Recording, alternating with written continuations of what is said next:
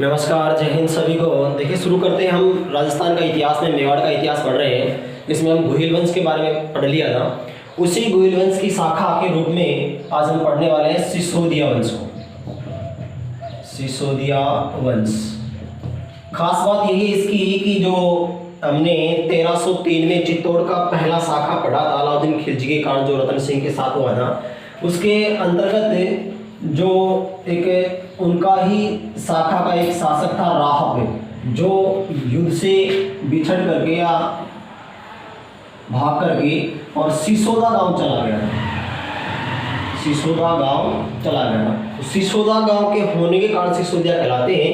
और जो सिसोदिया वंश की स्थापना है वो इसी राहब के वंशज में एक था शासक अरी सिंह।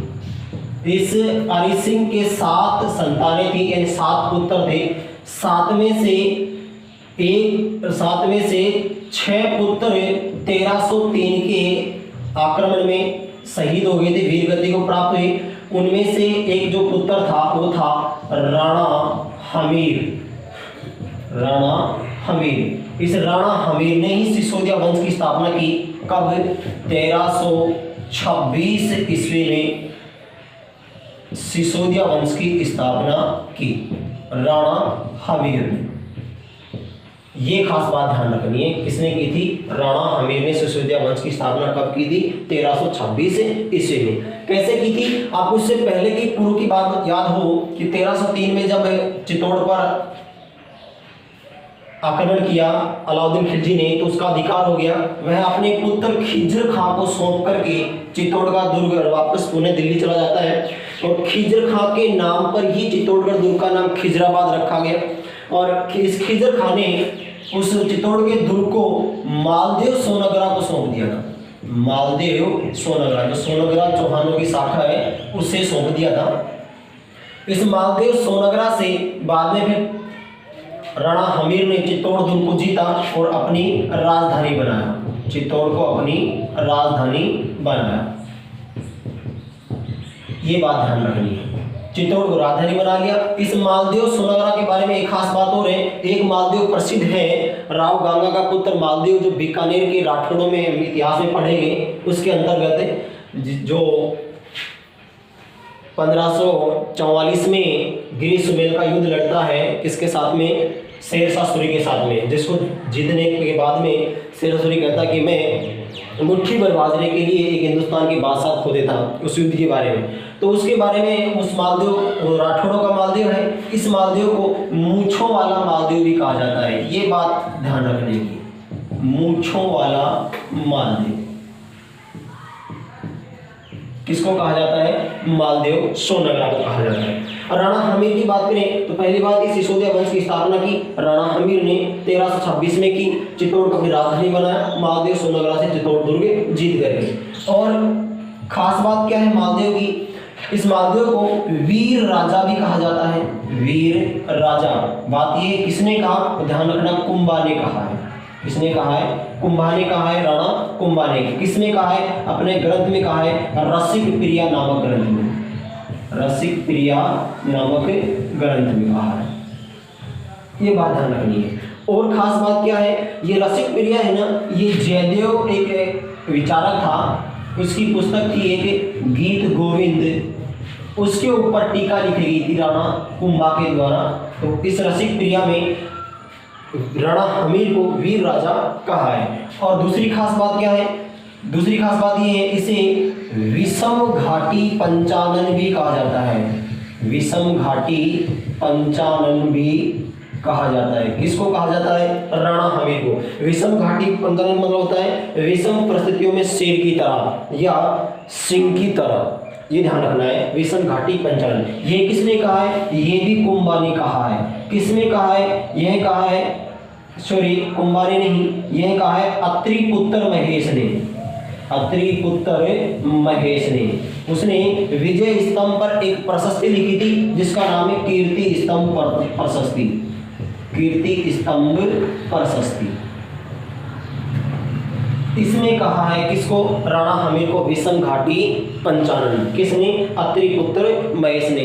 विजय स्तंभ के ऊपर जो विजय स्तंभ राणा कुंभा ने बनवाया था 1437 में सहारनपुर विजय के उपरांत में, उस पर एक टीका लिखी यानी प्रशस्ति लिखी किसने, अत्रि पुत्र महेश ने। तो इसे इसमें विषम घाटी पंचानन कहा गया किसको, राणा हमीर को। और राणा हमीर को एक बात और, मेवाड़ का उद्धारक भी कहा जाता है, मेवाड़ का उद्धारक भी कहा जाता है। यहाँ ये बात याद रखने की है कि मेवाड़ का उद्धारक प्रताप को भी कहा जाता है और मेवाड़ का उद्धारक भामाशाह को भी कहा जाता है, जिसने प्रताप को अपनी धन संपत्ति दान में दे दी थी। तो ये बात ध्यान रखने की है। और खास बात क्या है राणा हमीर के बारे में, राणा हमीर ने एक युद्ध भी लड़ा था, यहाँ उल्लेख करते हैं युद्ध का।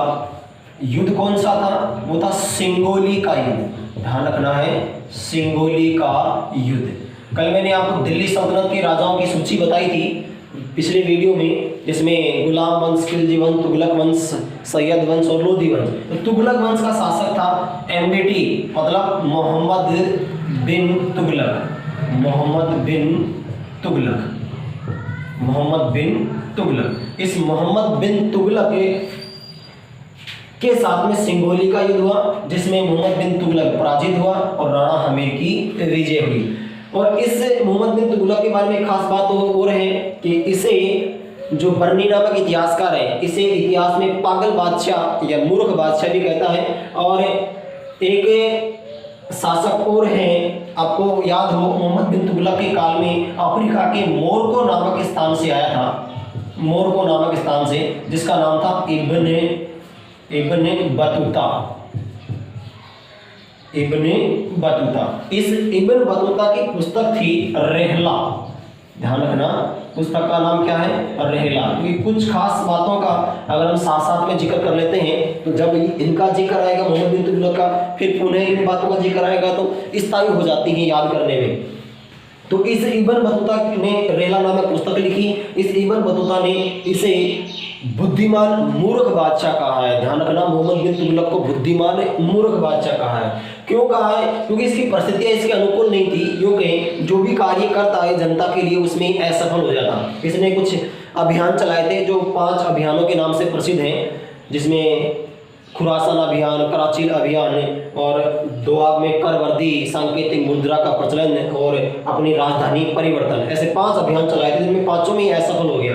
तो इब्न बतूता ने इसे बुद्धिमान मूर्ख बादशाह कहा है। तो ये सिंगोली का युद्ध हुआ, राणा हमीर और मोहम्मद बिन तुगलक के मध्य में हुआ, जिसमें मोहम्मद तुगलक पराजित हुए और राणा हमीर की विजय हुई।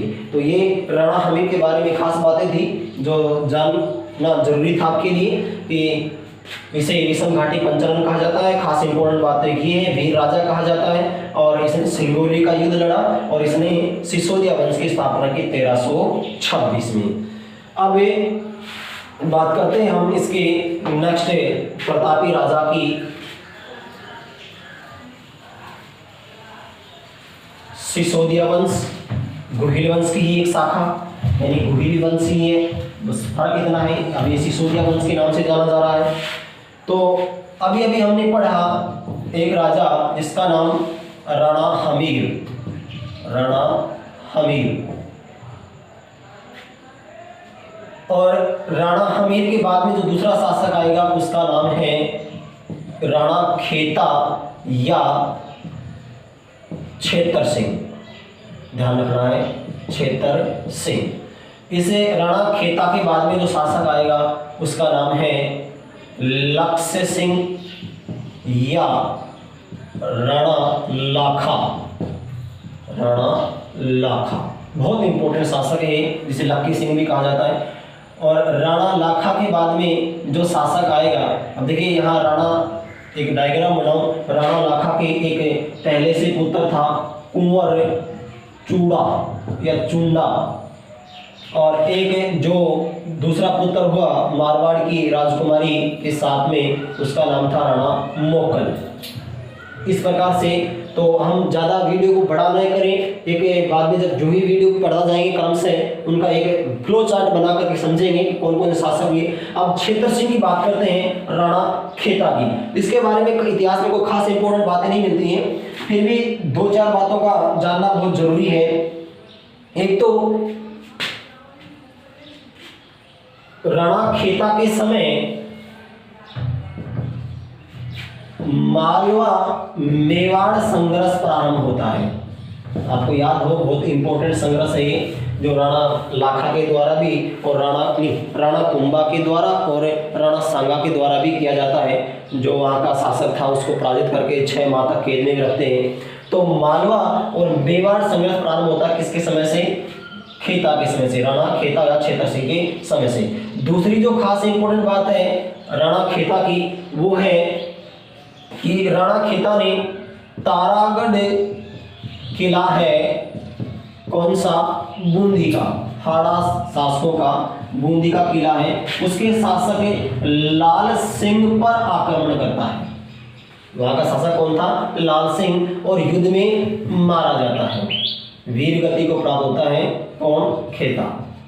खेता युद्ध में वीर गति को प्राप्त होता है, यानी कि मारा जाता है। तारागढ़ दुर्ग, अब तारागढ़ दुर्ग ध्यान रखना 2 है राजस्थान में, साथ में जिक्र कर लेते हैं। एक तारागढ़ दुर्ग है अजमेर में, जिसे गढ़ बिडली दुर्ग भी कहा जाता है, और एक तारागढ़ दुर्ग है बूंदी में। अब बूंदी वाले किले की बात करें तो इसे तिलिस्मी किला भी कहा जाता है। तिलिस्मी किला भी कहा जाता है किसको? बूंदी वाले किले को। और आपको याद रहे कि एक इतिहासकार थे जिसका नाम था रुडयार्ड किपलिंग। रुडयार्ड किपलिंग, जिसने आपको पता हो, याद रहे, बहुत फेमस किताब लिखी है the jungle book. The jungle book नामक किताब लिखी है। तो इसने इस तारागढ़ दुर्ग को भूत प्रेतों द्वारा निर्मित दुर्ग कहा है। भूत प्रेतों द्वारा निर्मित दुर्ग कहा है। तो भूत प्रेतों द्वारा निर्मित दुर्ग कौन सा है? तारागढ़ का दुर्ग। ऐसे याद रहे आपको, कर्नल जेम्स टोड ने मेहरानगढ़ दुर्ग के बारे में कहा है कि ये तो अप्सराओं द्वारा निर्मित दुर्ग है। तो ऐसे कोटेशन जो होते हैं उनको याद करना बहुत जरूरी है, एग्जाम के दृष्टिकोण से बहुत इंपॉर्टेंट है और आ जाते हैं ऐसे एग्जाम में। और राणा खेता के बारे में एक खास बात यह है कि इसने भीलवाड़ा पर विजय प्राप्त कर ली थी। भीलवाड़ा पर को मेवाड़ साम्राज्य मिला लिया था, और हाड़ौती क्षेत्र को भी किसमें मिला गया था? मेवाड़ में। और खास बात ये जो 56 का मैदान है हाड़ौती का या दक्षिण भारत का, 56 के मैदान पर भी अधिकार कर लिया था। किसने? राणा खेता ने। ये खास इंपॉर्टेंट बात है बस राणा खेता की, और खास बातें नहीं आती है। लेकिन इसके बाद में जो शासक आएगा राणा लाखा, तो लख सिंह की बहुत इंपॉर्टेंट बातें आएंगी, जिसने विवाह किया था 80 वर्ष की उम्र में, और सोने के खाने निकले थे इसके काल में, और इसका पुत्र चुंडा जिसने भीषम प्रतिज्ञा की थी। तो उसके बारे में हम नेक्स्ट वीडियो में चर्चा करेंगे और विस्तार से जानेंगे। वीडियो लंबा ना हो जाए इसलिए, और वीडियो को देखना, बार बार देखना। राजस्थान का इतिहास बहुत ही रोमांचकारी और गौरवशाली इतिहास है। तो धन्यवाद।